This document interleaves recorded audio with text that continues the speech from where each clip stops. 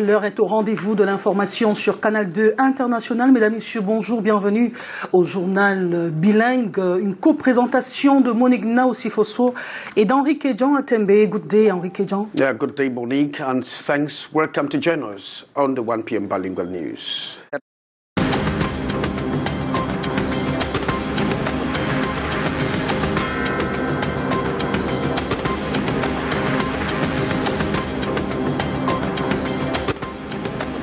Opposition parties twin with civil society to advocate for a peaceful political transition in Cameroon. A new platform has been launched, championed by Olivier Billet, president of the Union of Patriotic Alliance.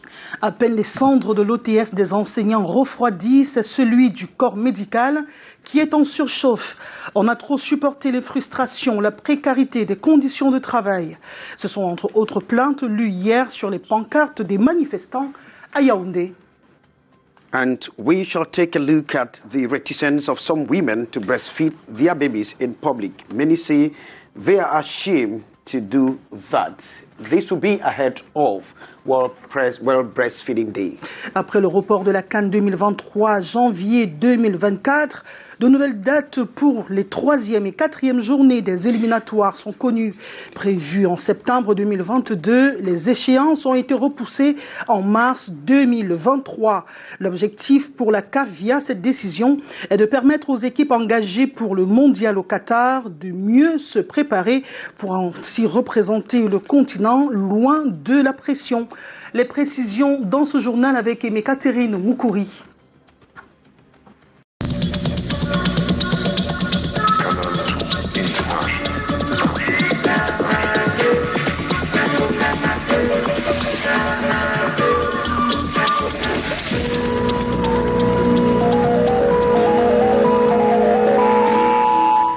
Welcome to join us, Kijang Henry Atembe and Monique Naosi. We begin in politics, where advocacy for a peaceful transition has begun in Cameroon. And this vision is that of Olivier Billet, the leader of the Alliance of Patriotic Movement, who has actually launched a new platform calling for people to be, calling for the need and opportunity, and of course the challenges in this particular dispensation where political transition needs to be reviewed. And of course, he is twinning with civil society organization for such an advocacy.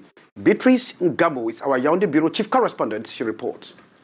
The initiative is born from the fact that after over 30 years of democratization and political liberalization, the opposition parties can't really change anything. We are telling to the opposition that it is actually useless to go to another electoral process in 3 years if the general political and democratic ecosystem is not reorganized. The launch of the Alliance for Peaceful Transition in Cameroon, dubbed ATPC in French with Olivier Billet, is directed to President Paul Biya, the actor to take this decision and organize the transition government. We can put in place that government of transition and national unity, which will organize things in such a way that we can have all those initiatives of reforms, which will lead us to a situation in which when we will have the future elections, if you are a candidate, you can expect that this election can be free and fair. Invitation to all opposition parties to join the alliance. Some answered present during the press briefing this Tuesday in Yaoundé. The mobilization has just begun. With those who have not been able to be here today, we will go and meet them and we will talk about this important issue. The transition government of national union and public salvation is destined to formulate and put in place all the institutional reforms for the resolution of the main problems contained in the present advocacy. All that will enable our country to go back to its healthy base, more equitable and more constructive for the future. Thanks, Beatrice Ngamo. And on to these very sad news from the Yaoundé. 2 persons are known to have died, and dozens are presently in very critical situation after an accident between a truck transporting sand and a public transport. The bus actually lost control as they got head-on following a truck that was police station in Obala, about 1 kilometer from Obala. Regional Leke picks up that story there. Anxious relatives rush here at Obala District Hospital, praying for a miracle as their loved ones who survived the accident fight for their lives in intensive care. The accident occurred at about 5:30 a.m. this Tuesday, less than a kilometer from Obala, at a locality called Minkama Kam Chinois. 2 persons died on the spot. We received 22 wounded persons. Amongst the wounded, 7 were in critical condition and 2 died, unfortunately. We have also evacuated some very severe cases to Yaoundé.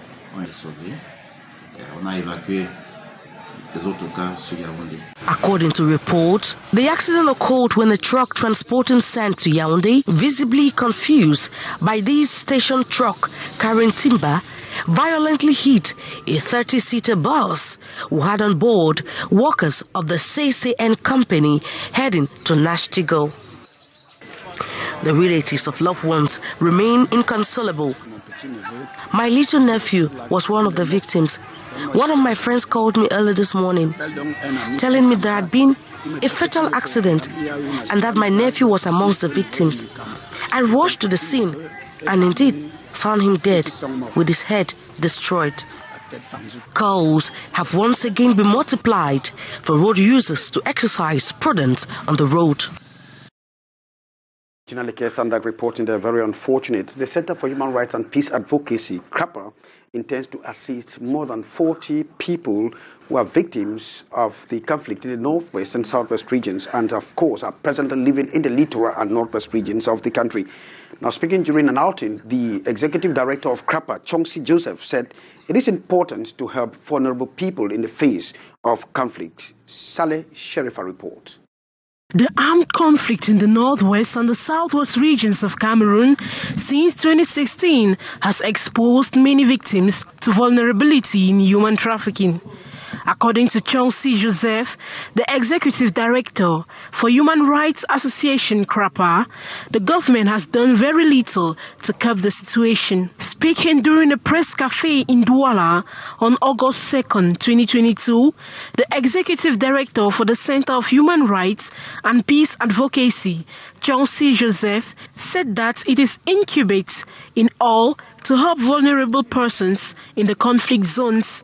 According to CRAPA, which has extended its branch office to Douala, the center in Bamenda intends to assist close to 40 victims living in the northwest and littoral regions displaced by the war. From their records, 8 displaced persons have been supported with sustainable livelihood activities. During discussions, CRAPA says they are raising awareness in human rights traffic to permit people trapped in trafficking rings to seek redress through the organization. Sherifa reported there. Thanks very much, Monique. We have the second part of our news in French, and you are talking health. Yes, Henri Kédian, à Tembe, nous parlons bien sûr du malaise dans le corps médical au Cameroun. Tel qu'annoncé dans un préavis de grève le 26 juillet dernier, le mouvement On a trop supporté du personnel médical a entamé un arrêt de travail le 2 août, dont hier. C'était l'occasion pour ces hommes en blouse blanche d'exprimer leur ras-le-bol lié à leur frustration, la précarité de leurs conditions de travail. Aussitôt, une réunion a été initié et qui réunit justement syndicalistes de ce corps de métier ainsi que les responsables du ministère de la Santé à l'effet d'apaiser les tensions. Karel Mezatiachoya pour plus de précisions.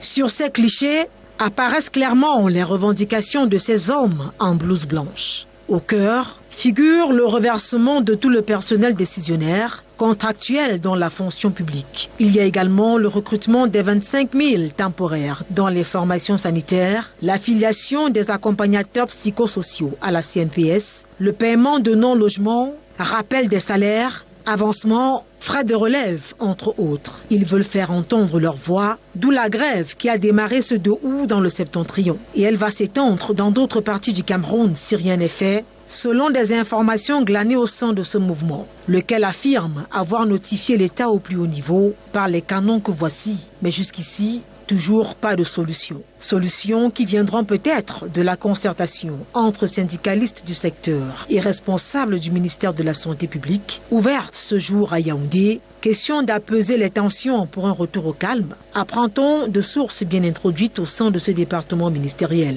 Le mouvement OTS des personnels de santé dit n'y avoir pas été convié et n'entend pas lâcher prise si aucune ligne ne bouge. Et les lignes bougent au port de Douala. Pour ce qui est de l'importation du blé, eh bien, on parle de cette suspension du paiement du pesage pour une période de 6 mois, une mesure gouvernementale prise en début février pour réduire les effets des crises mondiales sur cette denrée alimentaire et par conséquent éviter aux consommateurs de subir l'augmentation du prix de la farine de blé. Cette mesure rendue publique il y a quelques jours était censée entrer en vigueur au mois de mars dernier. Et depuis lors, le prix du sac de farine de blé coûte 6 000 francs CFA de plus. La suspension du paiement du pesage du blé au port de Douala va-t-elle faire chuter les coûts d'acquisition de cette farine? La réponse dans cet extrait de Alfred Momo Ebongue, secrétaire général du groupement des industries meunières du Cameroun. Les coûts de production du sac de farine sont à 80% constitués du coût d'achat du blé. Donc, les autres 20% sont les autres charges, parmi lesquelles la redevance de pesage qui coûte relativement moins cher pour qu'il y ait un impact sur le prix du sac de farine. Et ce que je voudrais vous signaler, c'est que pendant cette période, nous avons enregistré des coûts de production, des surcoûts de production de 4 000 francs par sac de farine de 50 kilos. Et donc, la mesure d'accompagnement du secteur, qui est celle de la suspension du paiement de la redevance de pesage, malheureusement a un impact très très faible, extrêmement faible sur les 4 000 francs de surcoût de production que nous avons eu.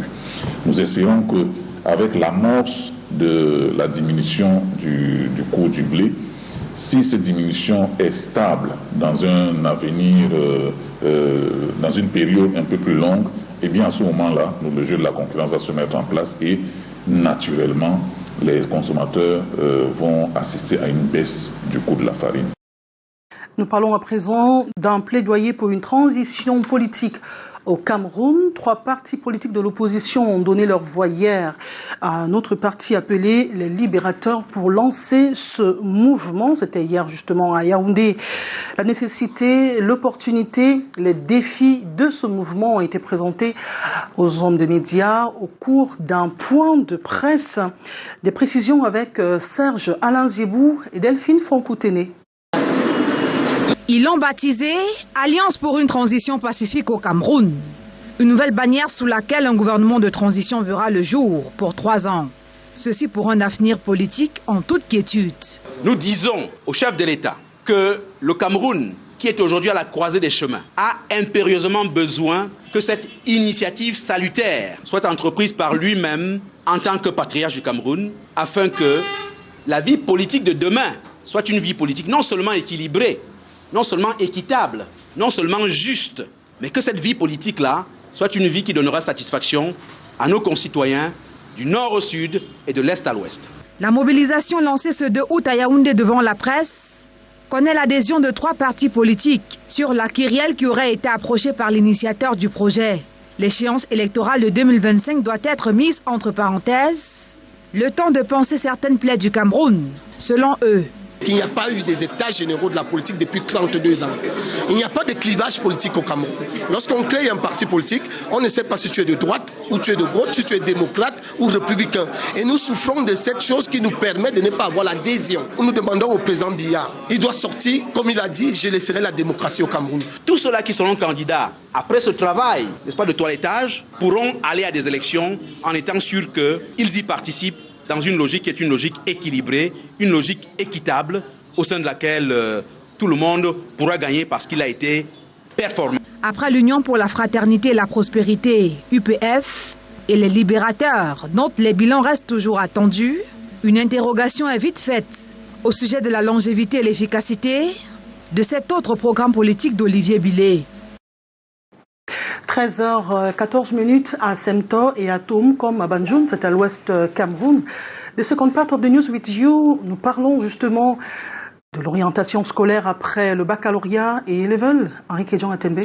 Yeah, after the publication of the results of the 2021-2022 baccalaureate results, successful candidates as well as their parents are now trapped in a whirlpool of choices that will lead them to tertiary education. Now they are trapped whether or not to take professional or career-ready professional courses or general education. In fact, a state of confusion which points to the fact that there must be a pre- and post-baccalaureate orientation in Cameroon. Educationists and counselors are of the opinion that parents should actually guide their children and not impose choices to their children. Dito with Stephanie Chin. Thousands of students will be knocking at the doors of different universities in Cameroon and abroad following the release of the baccalaureate results. Their choice will depend on their aspirations. Some parents have recommended professional training for their children, which will expose them to more job opportunities. When you do a specialized training, it is easier to integrate in the society and be gainfully employed. You can either work in an enterprise or you can create your own company. The economy of the world has proven that specialization is key in obtaining a job. My advice to young people is for them to go for professional training. To some parents, the choice of professional or general education will depend on their financial ability. All depends on the financial capabilities of the parents. If parents have enough money, it is better that their children go for professional training. Educationists think the choice of any child should be based on what he or she intends to be in future. A student who wants to venture into international relations, or let's say mathematics, you need to first of all know their motivation. What pushes him or her to choose this field? Nevertheless, some successful candidates know exactly what to go in for. I did general education in high school. I don't want to continue with it. I intend to write an entrance examination into a professional university. Counselors are asking parents to get their hands off the choices of their children. Thanks very much, Stephanie Chin. We wish them well. Now, breastfeeding is a natural phenomenon, best, and of course, sure health guarantee to newborn babies anywhere and according to the demand of these babies. Unfortunately, many mothers or breastfeeding mothers deny the fact that they don't want to breastfeed their children in public because they don't want to express their breast despite the baby's demand at that particular time. And as Cameroon will commemorate breastfeeding, the Umul Kulsumi, when talking to some breastfeeding mother, this is what she puts for us. The natural gist of feeding the baby with breast milk is what is required from the time the baby leaves the womb till the child is 6 months. Seeing this baby quietly tapping and enjoying his suck, very important to babies as it is your food and which is free of charge. According to some nurses here at BMRC District Hospital in Yaoundé, children should receive breast milk for at least 6 months to 2 years before they start consuming water. Breastfeeding, by the way, is free of charge. It is always available. We don't buy it. And it comes with a lot of nutrients, important nutrients, natural nutrients from the mother. And it is rich in everything. Breastfeeding children in public, anywhere, anytime, according to some women, very natural and normal. And no one should be ashamed because these children are in need and hungry. But for me, for breastfeeding of child in public, I don't have any problem because for my own child, I don't have problem to give him something, to give it in public because somebody will talk or the other one will never say, will say something. For me, it's okay, it's normal. For me, it is not a problem to breastfeed a child because it is essential for my baby. Women are therefore called upon not to be discouraged. They should always breastfeed their babies and respect the exclusive breastfeeding no matter the area or hour. All they have to ensure are clean hands and nipples. Well, thanks, Oumoul. Monique Naosé. Yes, Henrique Jean Atembe, nous parlons à présent du rôle de la femme africaine dans l'économie familiale. Cela a été la préoccupation de la 60e édition de la journée de la femme africaine, célébrée sous le thème « Réaliser le capital humain des femmes pour le développement inclusif, lutter contre le fléau de la violence tout en améliorant la sécurité alimentaire et la bonne nutrition en Afrique ». C'est une problématique qui se pose avec acuité dans un contexte où on parle avec emphase de l'égalité entre l'homme et la femme. Myriam Mazou. L'égalité homme-femme, de l'avis de certains, ne devrait pas se limiter uniquement à l'égalité des chances. La femme doit également prendre ses responsabilités en termes de répartition des charges dans le foyer. Qui peut faire quoi? C'est de ça qu'il est question. C'est une co-construction. L'homme et la femme se mettent ensemble pour faire avancer la famille. Nous constatons aujourd'hui qu'avec l'émancipation de la femme, c'est tout à fait normal puisqu'elle se dit qu'au même rang que les hommes, elles peuvent participer au même titre que ces hommes-là au développement non seulement de la famille, mais également la société en général. Dans un contexte marqué par une inflation quasi généralisée sur les denrées de grande consommation, le défi de la femme dans la gestion économique de la famille est encore plus grand. Son triple rôle, reproducteur, producteur et communautaire, on ne peut pas dire que la place de la femme est à la cuisine. La place de personne est à la cuisine. Le développement de l'économie familiale passe nécessairement par l'apport de la femme, ceci sur plusieurs aspects. La femme devrait être autonome, quand on parle de l'autonomie financière, parce que lorsqu'une femme est financièrement autonome, elle peut participer à ce développement. En célébrant ce 2 août, la 60e édition de la journée de la femme africaine, le Cameroun la place sous le signe de la sécurité alimentaire, marquée par l'actualité internationale de la guerre en Ukraine. La femme est appelée à jouer son rôle dans l'amélioration de la bonne nutrition. De la célébration de la femme africaine à celle des jeunes. La 25e journée nationale des jeunes vient d'être célébrée avec des défis à relever. C'est ce que nous dit Ambroise Foguet, notre correspondant dans le Sud. La rédemption, appel pressant de Saint Jean-Paul II, l'année sainte extraordinaire qu'il proclama en 1983-1984, on s'en souvient comme si c'était hier. De l'instigation en 1985 par le pape, se rappelant alors ces années de pédagogue et d'aumônier d'étudiants de Cracovie en Pologne, aux prochaines journées mondiales de la jeunesse IMJ, prévues en 2023 à Lisbonne au Portugal, 36 printemps croisés par l'apostolat en chemin. C'est des moments de grande rencontre, partage spirituel, intellectuel, culturel, sportif. Les journées nationales des jeunes sont calquées sur le modèle des journées mondiales des jeunes. À l'exemple de Marie, qui se leva et s'en alla en hâte au pays des montagnes dans une ville de Juda, voici réunis au pied de la colline à Abang, en route vers la montagne du Seigneur, des jeunes partis de 26 diocèses des 10 régions du Cameroun plus vous. Les jeunes du Cameroun se sentent chez eux, ici, à Ebolova. Nous souhaitons à nos jeunes qu'ils puissent être des jeunes debout et pas des jeunes endormis. Des jeunes capables de se mettre en marche pour le progrès, pour la construction de l'avenir. Par ici, le forum rêvé d'interaction jeunesse.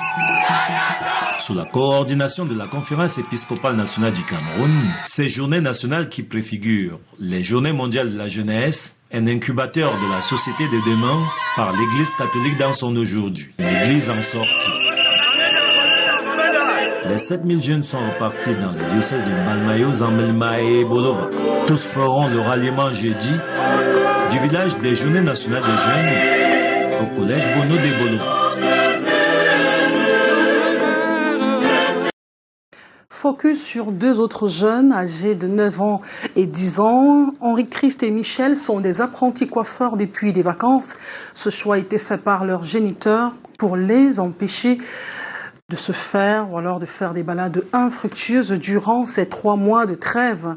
C'est un apprentissage non sans douleur car ils devront braver 7 km de marche tous les jours. Reportage de Samuel Baïha. La pauvreté a fait de Michel et Chris Henry si précoces. De petits hommes débrouillards pendant les vacances. On se lève le matin, on réveille nos petits frères et ensuite on les lave, on les habille. Je m'occupe de de tous les travaux pendant que mon frère s'occupe du bien-être de nos petits frères. Près de leur père, électricien automobile, tous les matins dans cette demeure au quartier Lokpom, c'est la routine. À bord de ce véhicule emprunté, ils sont conduits au salon de coiffure. J'ai décidé de les accompagner tous les matins.